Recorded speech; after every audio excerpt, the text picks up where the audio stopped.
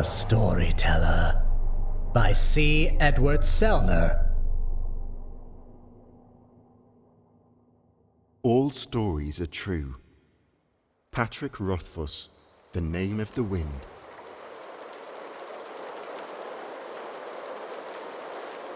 Why, hello. Yes, you there. Oh, I know you're there. It may seem hard to believe that when such a gulf separates us, and you, trying so hard not to be noticed. But there it is. I do. No, don't go anywhere. Stay with me just a little while. I know. You have so very much to do, so many things to concern you, to keep you rushing about.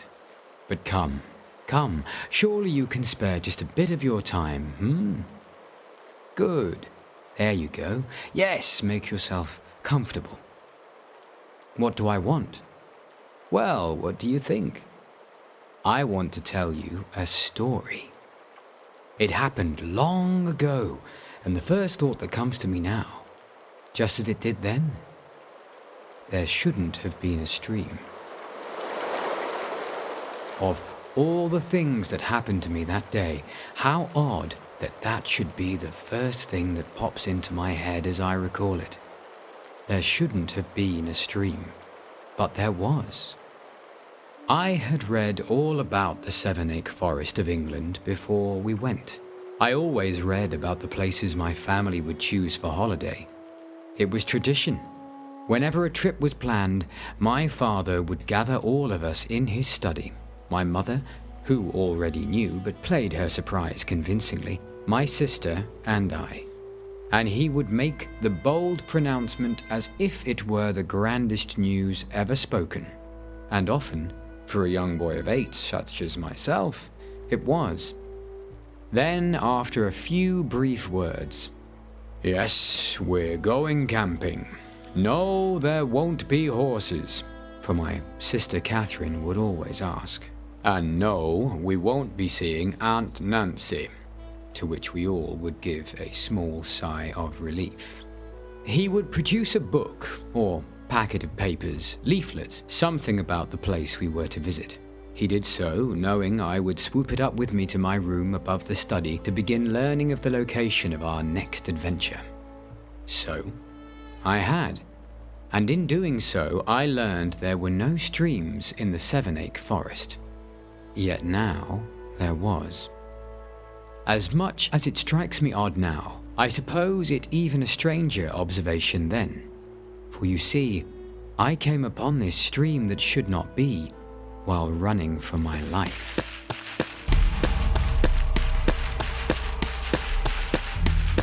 I was deathly afraid I was about to be, well, eaten perhaps?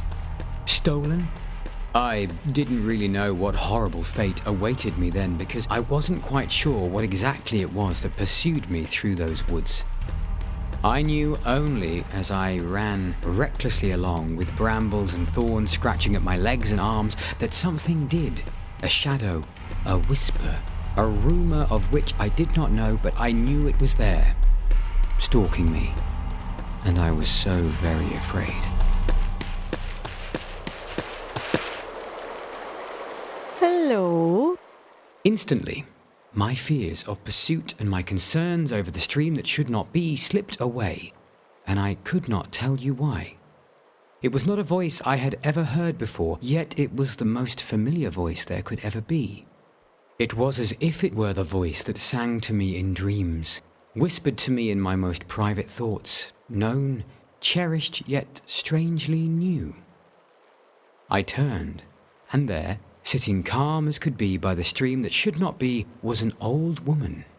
Now, I was just a young lad then, so most anyone full grown to me seemed old. But as I remember her even now, she appeared as if she might be older than I could imagine. Despite her age, however, she was robust, full of life and warmth, glowing as if life sprung from her, and she shared it happily. Lost, are ye? "Who are you?" She laughed, one brief chuckle as she patted the rock beside her, beckoning me to sit. The invitation reminded me of what had brought me here, the thing pursuing me. I turned nervously to those dark woods, searching for any glimpse of it. These were not woods like other woods, as you can plainly see, should you bother to look. The Seven-Ache Forest, they say, is the oldest woodlands in all of England, well over 1,000 years old. Many of the trees are perhaps just as old, their trunks gnarled and twisted with centuries of thick growth, their rough, caked coats of bark piled in the nooks and crannies of the thicker limbs that themselves twist at every angle, all endlessly searching for sunlight in the dense forest, and all mirrored by the twisted roots about their base, with winding mazes that eventually fade into the soft earth beneath. It was a forest that, as a young boy, especially at the coming of night, could seem alive with monsters. Great, huddled beasts sitting like trolls before a fire, arguing how they might cook a morsel like me. Faces could too easily be made out in those twisted chunks of gnarled bark, with swollen noses and deep, dark eyes, gaping mouths of blackness ready to swallow you up, bony fingers clutching at the sky or reaching down for you. It can't get you. Not here. What can't? Whatever it is you're running from, it can't get you here. As she spoke, I noticed her accent, but it was hard to place. My father worked with people from all around the world, and I loved accents. I would listen through the heat vents connecting his study to my room above until many I could recognize just by hearing a few words. Hers wasn't like any I had heard before. Or was it like all of them? I heard a bit of Cockney, a touch of Irish and Scot, even a bit of South African. It was as if she was from everywhere. Or maybe nowhere at all. Come, sit a spell. Rest yourself. You're safe here, as long as you're with me. Who are you? This time the question had far more depth than my voice held in its squeaky pitch. Before I had perhaps been looking for no more than a name. Now, I felt as if I might instead really be asking, what are you? How could you know I would be safe from what I was running from, much less convince me so, but not know what it is? How could you have a voice I knew in my heart yet had never heard with my ears? How could you calm the fears in me, even here, even now? Why, me? That's all you need to know. And you're you, and we're here. And what's out there? The thing you're running from. It ain't getting either of us tonight. Now sit next to me afore you catch your death. I knew what she meant. Warning against the growing chill and catching cold, right? But something about the way she said it made me wonder, just a moment, if perhaps my death might instead be trying to catch me. Perhaps that was the thing in the woods. The moment startled me, and I quickly sat down next to her. I noticed then she was dressed in thick woolens, all the colour of the fallen snow.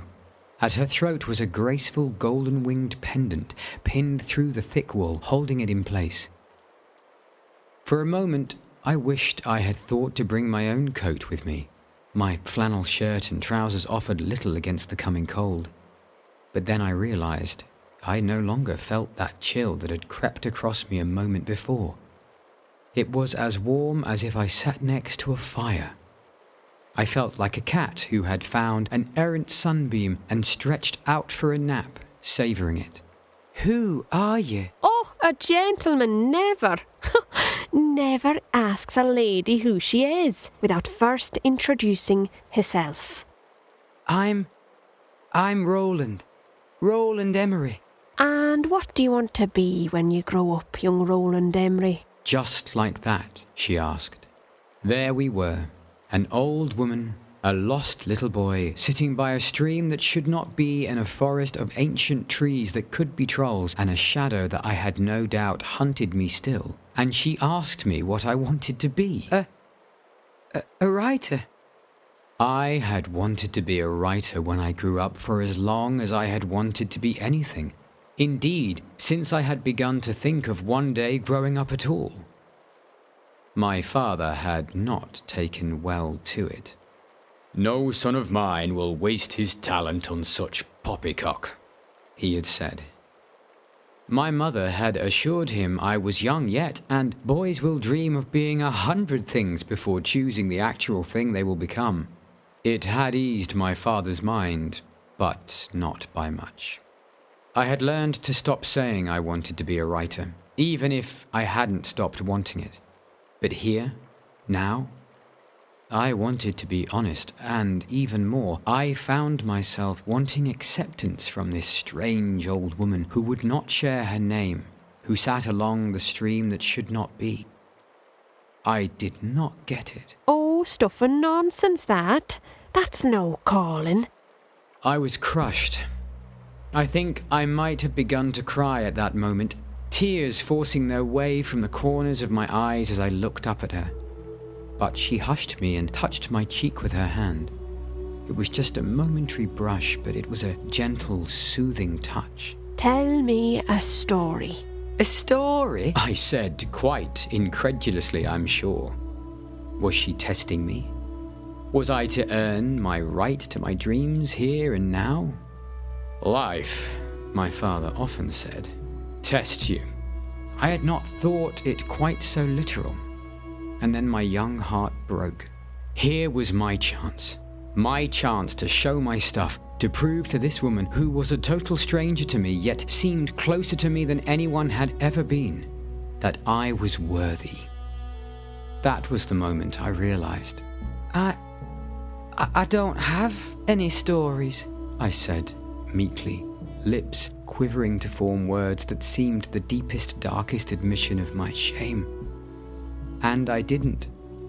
Oh, I knew stories. Stories I had read since the first time I could understand the words on the page. There were the comics, and there were the books. Oh, so many books. My mother worked at the library then, and it seemed as if she had access to all the books in the world. But they weren't mine. They weren't my stories. They were other people's stories. And though she hadn't said it directly, I knew it was one of my stories she wanted to hear. And I hadn't any. "Here, maybe this might help," she said as she pulled her cloak aside, and from its depths pulled out the most fantastic book I had ever seen. It was thick. So thick it must have held thousands of pages, and it was old. It had a weathered and aged leather binding with gold trim. I took the treasure gingerly into my hands, finding it lighter than I had thought, and laid it on my lap. I gently opened it, feeling the rough edges of its faded and yellowed pages edged in gold. They parted easily, showing pages filled with elegant handwritten script. Each word seemed a work of art. Then I remembered what we had been talking about, and I looked up at her once more, confused. "Since I don't have a story, do you want me to read you one?" "Oh, everyone has a story, love." "Oh, you mean to tell you my story? How I got here? How I found this place? Found you? I came here with me mum, dad and my sister. We came for holiday. But it's not been very fun." She looked down at me, lifted my chin with her fingers, and her face took on a look of loving concern. One that seemed to already know all I was going to say, but knew the need in having me tell it. "Tell me." "We got here, hiked a bit, and had just settled about the fire, and they told my sister and me. Just like that, mind you." "Told you what?" I looked up into her eyes, which seemed more like twin stars at that moment, shining from the darkness. "Told us they were separating, getting a divorce." "Oh, That must have felt like your whole world was ending. I pulled away, fiercely wiping the tears from my eyes, but not before one fell and struck the pages of the grand old book I held. I looked up once more to those twin stars.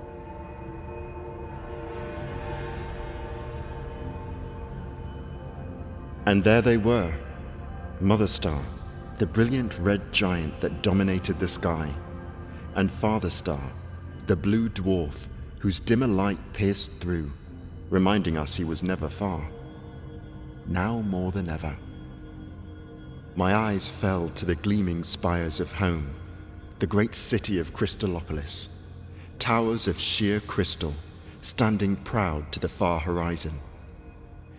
Those towers caught the light of the stars, our binary suns, reflecting it in a myriad of colors that danced in rainbow waves over the skyline. Such a grand sight, towering high above the streets below from the familiar perch of my laboratory. All for the last time.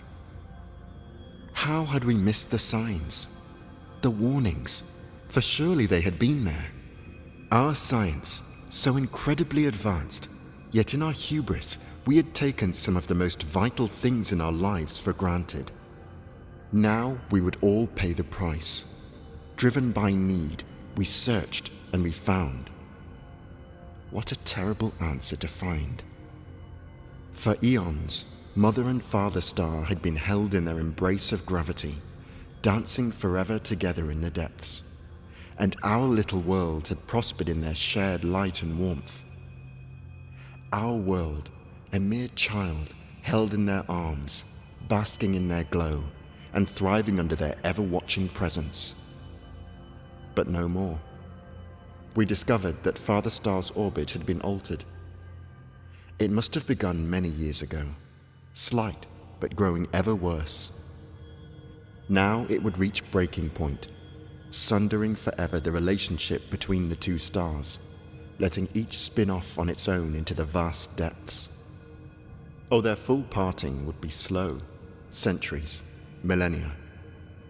But our world would not be so lucky. As the two stars split asunder, their gravity was now pulling our world apart. This would eventually shatter our world to dust over the coming millennia, strung between the two over untold distances. For our civilization, the end would come much more quickly. I looked out once more to see a sight that filled me with fear and wonder. I could not help but admire the magnificent beauty as what seemed far distant mountains began to rise into the sky. They rose slowly but steadily, great chunks of stone and dirt dancing in spiraling patterns.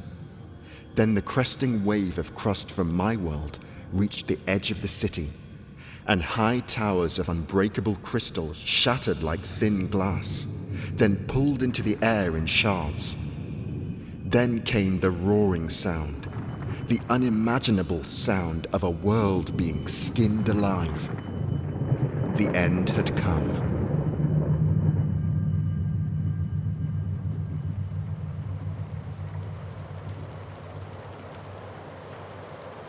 It may feel the end, but it's not.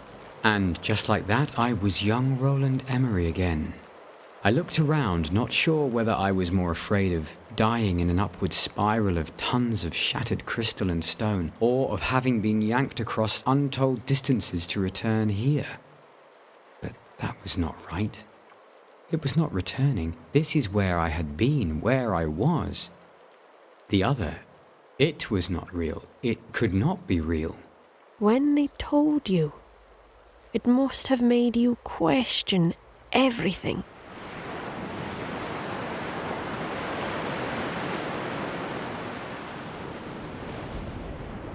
Was it real? Was my life in the towering lighthouse real? Was anything I believed or felt or knew in my head or heart real? Well, it had been, but now Now I was not so sure. You see, a single careless slip had brought everything into question. I lifted my arm once more to see the gaping tear in the plastic that looked so much like flesh, only to see the whirring gears and clockworks below. All brass and copper so finely fit together to spin, to click and clack. As I wiggled my fingers, I could see the fine pistons and struts slide back and forth. But how could that be? Yes, my life was simple, but happy. Every day much the same, but fulfilling in its own way. I had never wanted more, you see. Never questioned my purpose or my place. I was here now, in Dormir, the high tower by the Sea of Calais. I cared for this place and, most importantly, maintained the great light at its peak, for that light shone out into the sea, a beacon of safety for the ships below. But now, questions overwhelmed me. Even worse, doubts. I realized I had lived alone as long as I remembered in this beacon tower. I had never known another life, another home, another purpose, and for so long that had not concerned me. I mean, why should it? It was all I knew, and I was content. But now... Oh, I thought of those great ships below, steam engines driving them through the crashing waves of the strait, between perilous cliffs and dangerous rocks. Surely there were others on those ships, others living other lives altogether. Why had those questions never arisen before, I wondered?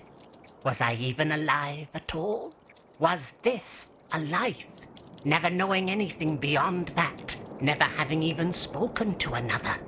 With that thought, the walls of the tower seemed to close in about me, threatening to crush me.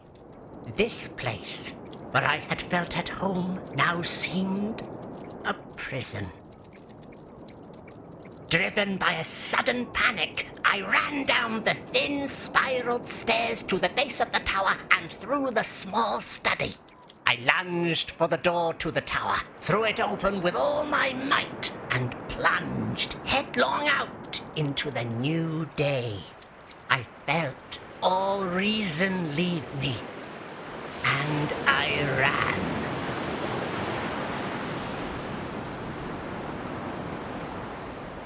Ah, that you did. And again, once more, I was me. I looked down at my arm, fully expecting to see the clockworks clicking and clacking once more, and instead found only flesh scratched up from the underbrush as I had run through the woods, each mark bearing the slightest trace of red that assured me I was flesh and blood. What's happening? You're telling me your story. I looked down at the great book in my lap and noticed the pages had turned. The pages now were blank. But even as I watched, golden ink wove across them, weaving gracefully, forming new strokes that began forming words. Beautiful words in clear lines that told the story of the Clockwork Man. You begin to see. When you came to me, you were fleeing something chasing you. I was running from... What?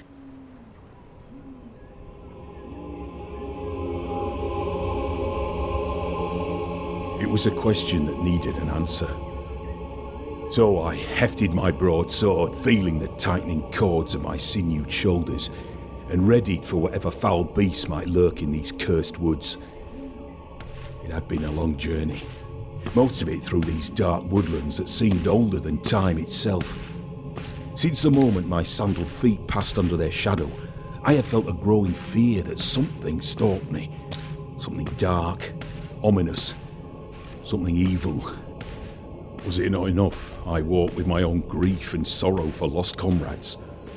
We had been four when we set out upon this quest, Now I walked alone. Was this the work of my mortal enemy, the Wizard King? It mattered little, for whatever stirred in these woods would face my blades, and if they could be cut, then they would bleed, and if they bled, then they could be slain. I walked forward, a coiled panther ready to strike. I pushed down the unreasonable fear that welled in my heart, a fear unlike any I had ever felt before. Surely it was black magic that stirred such. I had faced 1,000 bloody foes in my days as a mercenary and pit fighter, far worse since I became a wanderer. What difference was this that I might feel so unmanned? The black within the depths of the tree line stirred, surely moving with malice. There was something there. I then heard it, slithering through the fallen leaves. It was coming for me. So be it. I pushed forward to where I saw moonlight shimmering through the canopy above. It meant a clearing lay just ahead, one large enough for my needs. I reached it at last, running clear, then stopped, deciding to stand my ground. Let the thing come to me, out here in the open. Then at last I would know the thing that sought my undoing. Here upon this knoll, one of us would die. Coils of grey smoke came before it, twisting their way out into the open, almost like a thing alive. Then it came. Sweeping tentacles of red, rotting flesh lashed out, pulling the gargantuan thing into the clearing. Its body was a mass of pulsing meat, covered in slime with wet, glistening things that wove through it like a bundled mass of worms or maggots. And then it stopped, just at the forest's edge. I fought down the bile in my throat and waited another moment. But when it remained at the cusp of the clearing, I'd had enough. If I were going to die, I'd as soon be about doing it and getting it over with. What's the matter, beast? Come, face me. Let's be done with this. And the next moment, I was clutching the old woman's great book against my chest, my eyes wide, staring into the darkened forest before me. Only Roland Emery once more. I turned my eyes up to the old woman sitting next to me. She smiled a smile so warm and loving, yet sad in its knowing. Then she nodded just once, and with that nod, at last came my tears as I cried out my pain, my fear, my loss, my grief, burying my head in her bosom as she held me tight. Oh, just let it all out, child. She began rocking gently, pulling me into the sway as I felt her warmth shelter me from all the ills of the world. Finally, I pulled away, wiped the tears from my eyes, took a deep breath, and thought for a moment. It was time to be serious, face my fears, and be a man like my father often admonished me to be. There were no such things as real monsters. I had not really seen or heard anything untoward in my mad flight through those ancient woods, just tricks of the shadows, sounds of skittering creatures no doubt running from me as opposed to chasing me, and none of that had been what prompted me to run in the first place. Then I knew, as sure as I knew anything, what I was afraid of. The unknown. There wasn't any monster, was there? Not really. I was just afraid of everything changing. I was so afraid, I convinced myself something was chasing me. It was only my own fears, wasn't it?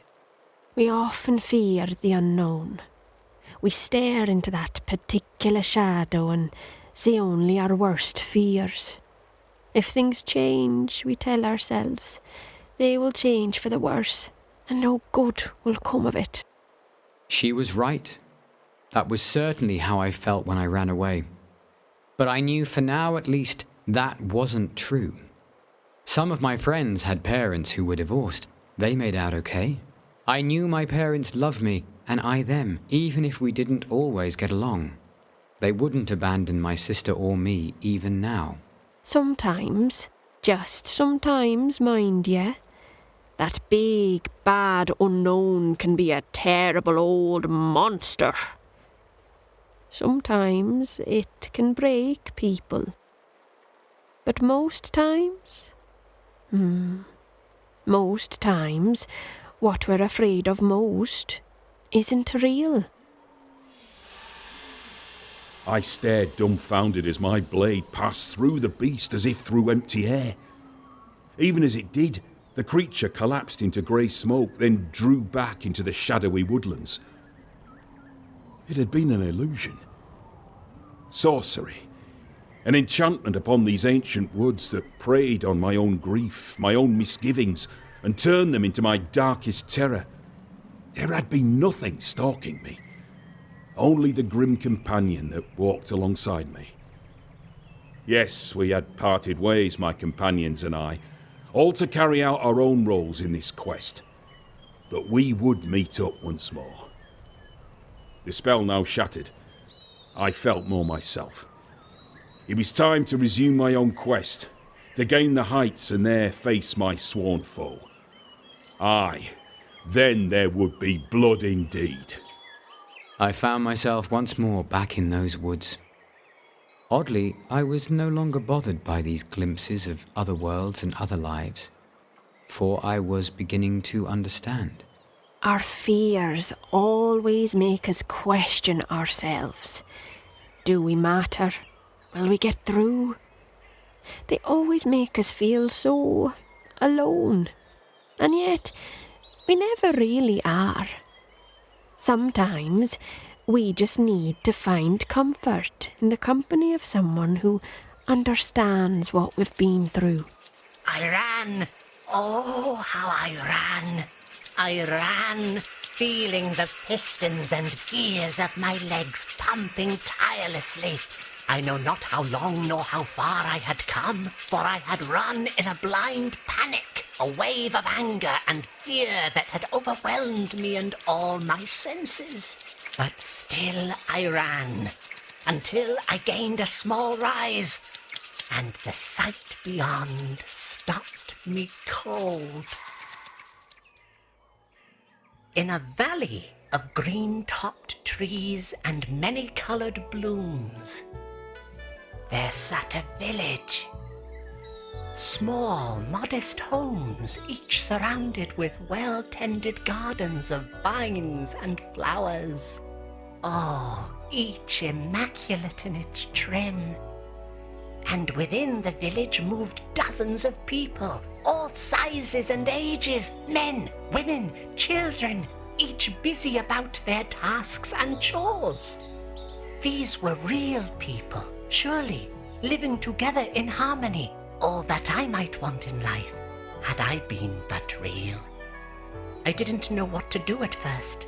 I feared they might turn upon me, see me as an abomination, yet still I found myself drawn to them, and in getting closer, I was finally able to see. Oh, some had legs of exposed brass, pistons and struts. Others, hands of gears and pulleys. Some had even been stripped of all flesh and walked about as clockworks for all to see. As I grew closer, I began to hear the clicking and clacking of the beats of their lives as they worked, loved, and laughed. Two clockwork lovers chasing one another through the tall green grass. A clockwork child climbing a tree and laughing at the sky. Clockwork men building a new home. A clockwork mother holding her clockwork babe with eyes filled with love. They were like me, and yet they were real. They were real, so very real, so very alive. And as they noticed me, there were no looks of fear, no turning away. Instead, there were smiles as many stopped what they were doing and began coming towards me, their clockwork arms open to embrace, their laughter and joyful greetings washing over me. Oh, they were like me, and they were so real. And as I felt tears well for the first time in my eyes, I realized that so was I. And when that unknown thing is dark and fearful, You must face it still, love. For we cannot flee what life throws at us. We can only face it. But there is something important to know of change in our lives, of endings and beginnings. Do you know what the secret is? Every single thing in our lives, everything we cling to and hold dear in our hearts.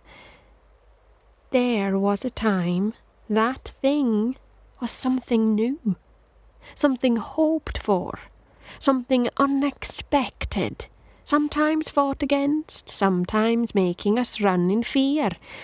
But when we come to it, we accept it, and then one day, sure as you mind, we often cherish it. Every ending, no matter how hard, how painful, how much we dread it and try to run from it, every ending is really just another beginning. I thought about her words and realized they were true. We had moved when I was 6 to a new home, new city, new school, and I had hated it. Hated with all the fire and might a mere boy of 6 could summon up. Now that new boy next door was my best mate. That new school had a library bigger than the one my mum had worked for. That new city had parks with fountains and swings and wide fields in which to play. Finally, it was time. I turned away from the ledge and walked back into my lab to the open stargate that sat within its heart. I looked back one last time to see the shattered rising towers of my home. In that moment of loss, I reminded myself that while Crystallon itself would be no more, her people would find their way on the new worlds we had seeded. Hundreds of worlds where the people of our planet had stepped through stargates, leaving what was known for an unknown. New worlds, new challenges. They would survive, and eventually they would thrive. For the wonder and glory of Crystallon was not its majestic mountains and vast seas, nor its shimmering towers of crystal. It was, and would ever be, her people. With that, I finally faced my own new beginning, and stepped through to my new home, letting the portal seal behind me for the last time.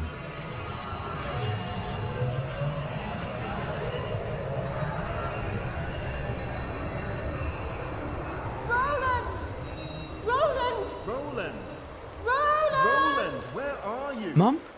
Dad? They've come looking for their little boy because they love you, and they're scared of losing you as you have ever been of losing them. I nodded. I looked down at that beautiful book, whose pages were now filled with beautiful golden script telling my stories. The stories that were inside me, that were mine in more ways than one. I lifted it gently and handed it to her as if it were the most precious thing ever in the world. I'll take great care of these stories. Thank you for sharing them. I still wasn't sure what had really happened to me, sitting there along that stream with this stranger whose voice I heard in my dreams and whose book was a magical tome that knew my own thoughts. But I knew to my very bones that now there were stories that lived within me. The scientist of Crystallon who would explore 100 worlds. The clockwork man who would fall in love and have a family in the high tower of Dormir. The barbarian warrior who would finish his quest, defeat his foe, and yes, once more meet up with his companions. Those and so many others that I have since and will continue to tell until my dying day. I looked to her, a look of puzzlement on my face. But you said being a writer was stuff and nonsense. Oh, dear boy. Writing is a thing you do. Everyone writes something. Nah, stories are more than that. They're more than simple things written on paper or told in moving pictures or round campfires at night. They're living things. They're magic. And all those things, all those ways stories are told are merely the way we find them. Or maybe the way they find us. Don't be a writer. Be a storyteller. With that, she kissed me gently on my forehead and nodded, and I knew it was time to go. Roland! Where are you? I'm here! I'm coming! Thank you. Will I ever see you again? She smiled, a smile so warm and loving it filled me with hope and promise. I'm sure you will, love. I'm sure you will. And with that, I went running in the direction where I'd heard my parents call for me. Knowing it was time, I was ready to face what the new day would bring to us all.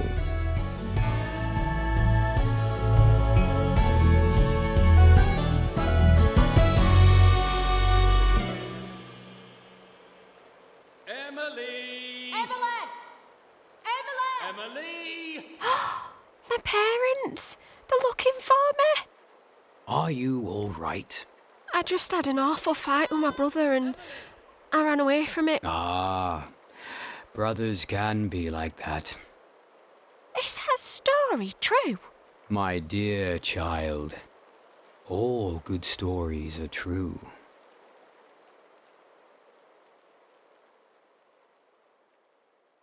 This was an Evcol Entertainment Clockwork Digital Studios original production, a part of the On Another Wavelength audio anthology series, featuring the voice talents of Kymberley Cochrane, Will Harrison-Wallace, Mitch Howell, Chris Machari, and Mark Stewart.